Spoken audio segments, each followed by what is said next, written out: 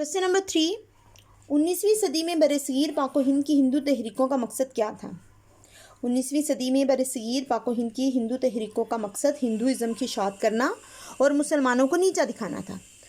Question number 4 है, बरसीर में उर्दू ज़ुबान को किस तरह इस्लाम और मुसलमानों के करीब तस्वुर किया जाता था?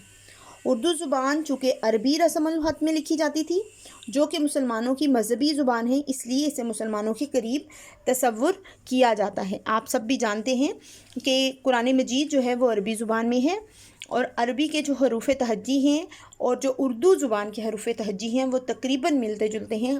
हरूफ तहज्जी जो उर्दू में हैं वो कुछ थोड़े से ज़्यादा हैं, इसलिए जो अरबी ज़ुबान में लिखा गया कुरान पाक है वो हम मुसलमानों के लिए अल्लाह ताला ने भेजा। हमारे पैगंबर ने हमें वो अल्लाह का पैगाम पहुंचाया।